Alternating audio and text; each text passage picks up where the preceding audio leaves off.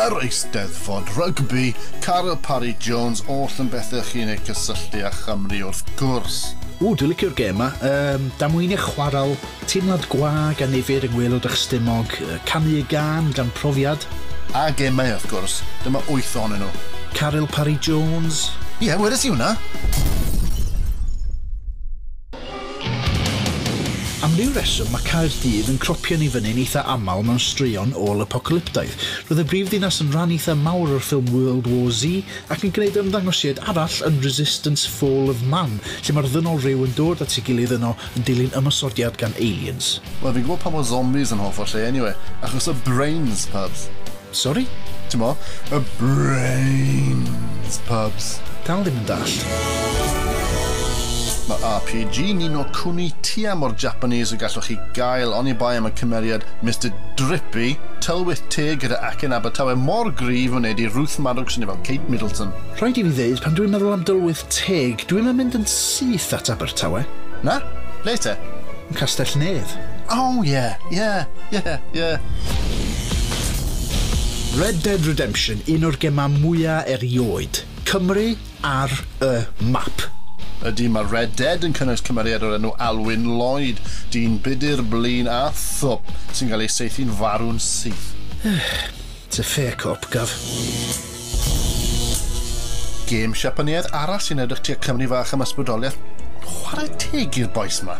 Ydy mae Dragon Quest 9 yn cynnwys pentre ar enw Porth Llaffan a'r ynys o'r enw Newid, ger colglwyni o'r enw'r Cuddiedig Cliffs, a'r pentrefwyr yn addoli dew o'r enw'r Llefaethyn. Subtle. Ti'n meddwl bod unrhyw un o Japan yn gwylio hwn? I bron yn sicr ddim.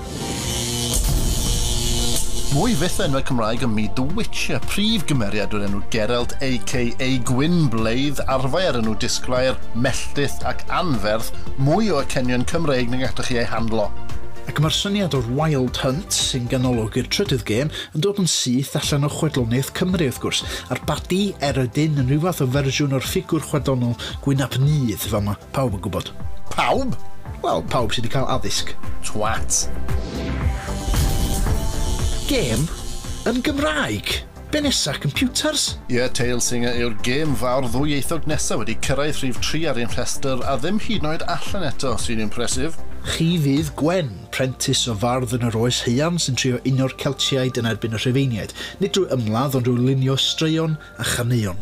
Hyd yn oed yn yr oes heiar yn beirdd yn cael yr holl sylw. Ni wedi bod yn bygyd o'r cychwyn cyntaf yn dyn ni.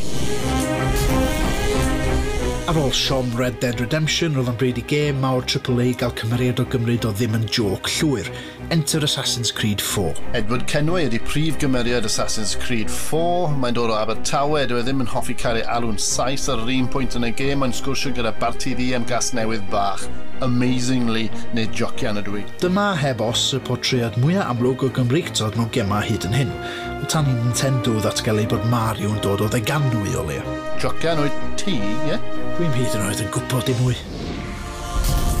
Enaid Coll, hynny yw Master Reboot, y gêm ddwyieithog gyntaf i ymddangos ar gonsol. Moment hanesyddol yn hanes yr iaith Gymraeg. Baby William Morgan, get out of here! Come on midfields, adios amigo! Rhydian Bowen Phillips, piss off! Hei, dim yn rhy bell. Sorry. Sneb yn slagio rhydbow, dim efo watchi, dim nawr, dim byth. O'n i jyst yn trio bod yn controversial, Daf, yn feiddgar, yn heriol. Neu di byth faddau fi? Fi ddim yn gwybod.